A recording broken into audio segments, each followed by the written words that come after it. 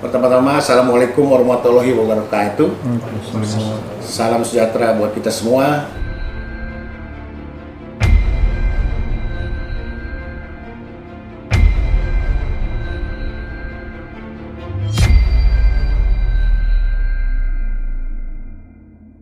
Om Swastiastu, Namo Buddhaya, salam kebajikan.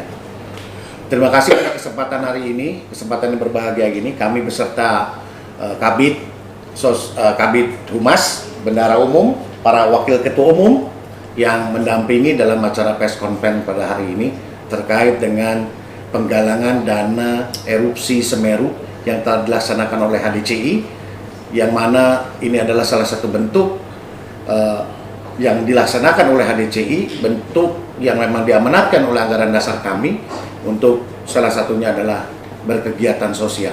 Oleh sebab itu pada kesempatan hari ini kami ingin men-sharing kegiatan-kegiatan apa saja yang terkait dengan pelaksanaan penggalangan dana untuk erupsi Semeru.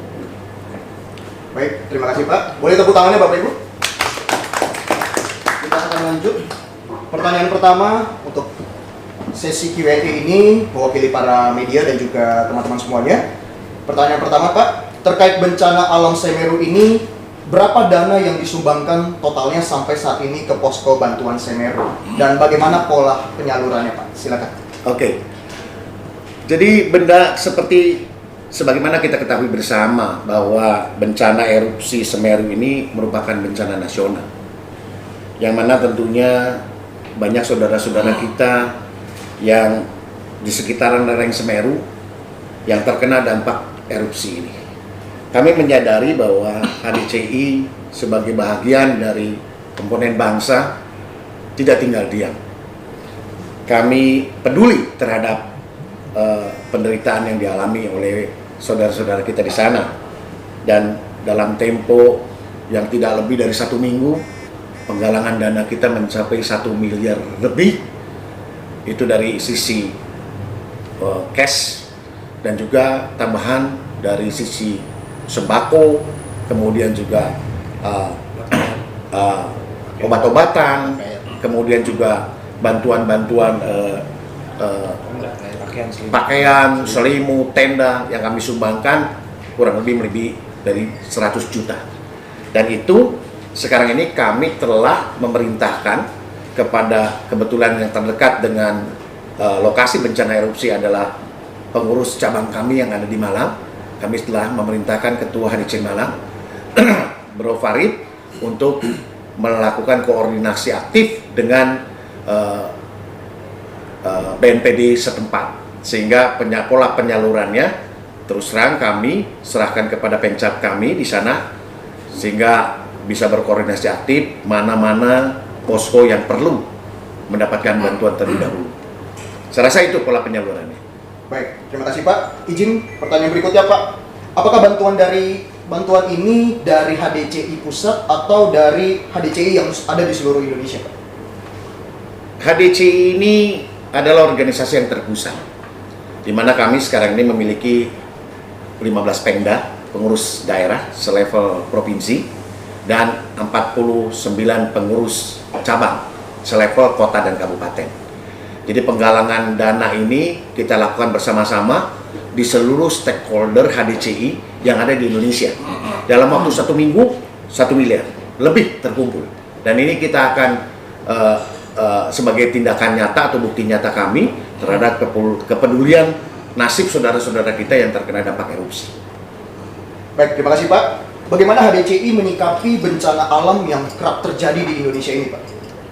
Sebagai bahagian dari komponen bangsa, HDCI ini ada misi utama HDCI. Pertama adalah sebagaimana diamanatkan dalam anggaran dasar, kami memiliki landasan ideal dan konstitusional, yaitu PBNU, Pancasila, Bhinneka Tunggal Ika, NKRI harga mati, dan UUD 45. Itu PBNU. Itu landasan ideal kami.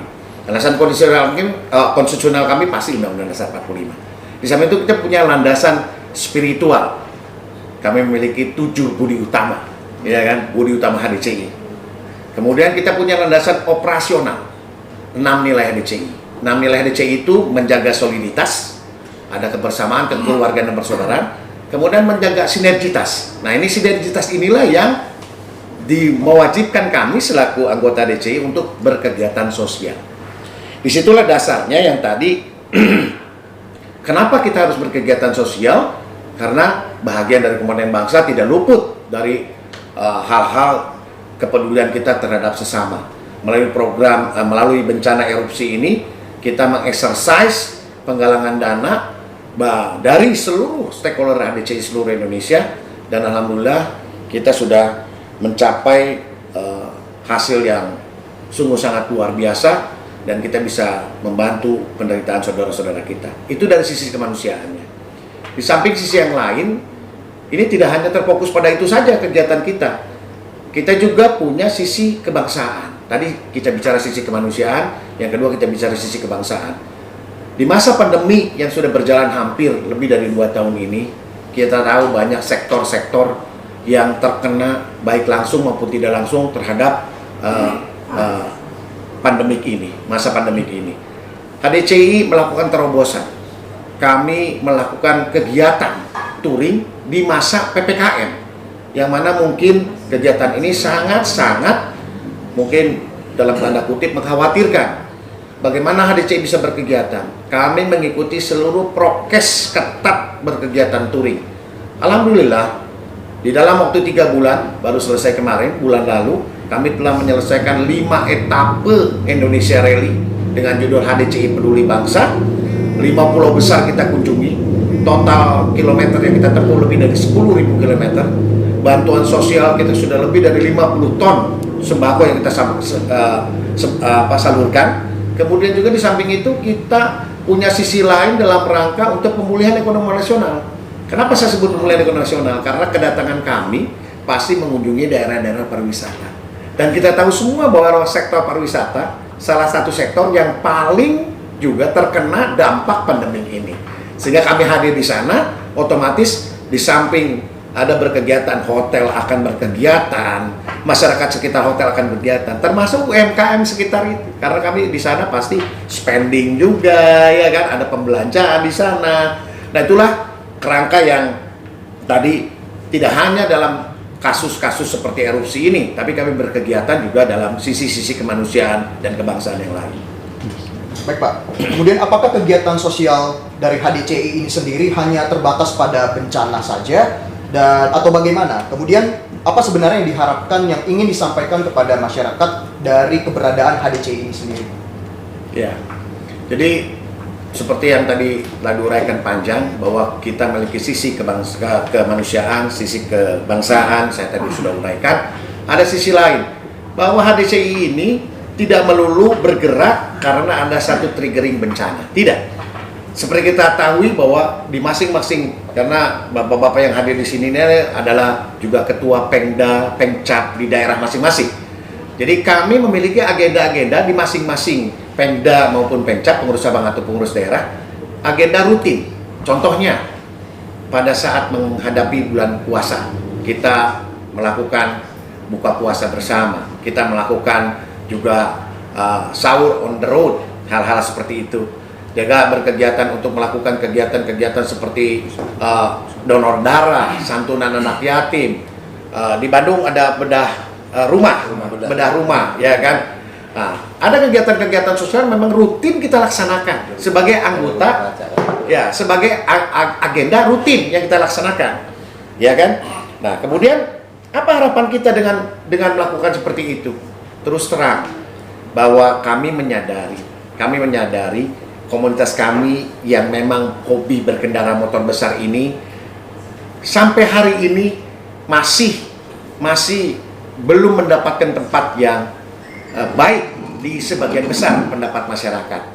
Inilah yang upaya kami dalam rangka untuk terus berperan serta aktif memperbaiki citra-citra negatif. Kami tahu bahwa kami telah melaksanakan ini, tapi juga kami menyadari bahwa apa yang telah kami lakukan memang belum bisa memuaskan semua pihak.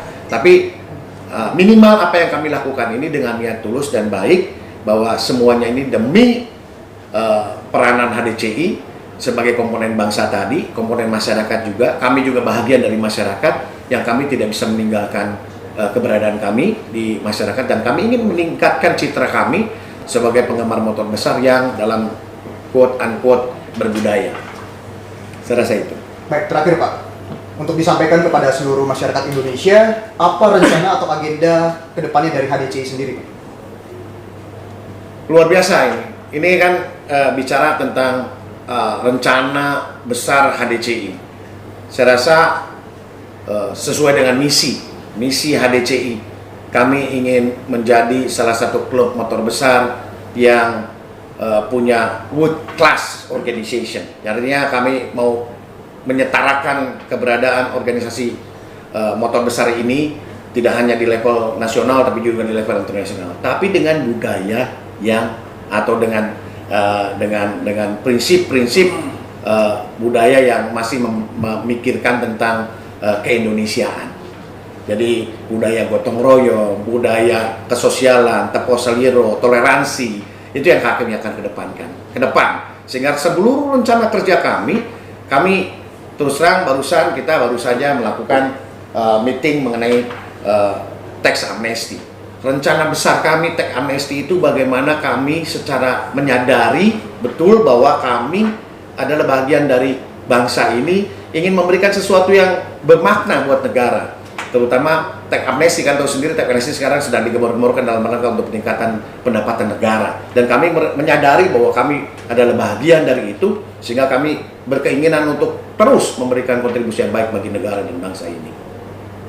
Baik, terima kasih banyak Bapak Husdi Karyo selaku Sekjen dari HDCI, Harley Davidson Club Indonesia, atas pemaparan kegiatan dan tanya jawab untuk hari ini. Boleh tepuk tangannya Bapak Ibu semuanya. Mari kita tutup kegiatan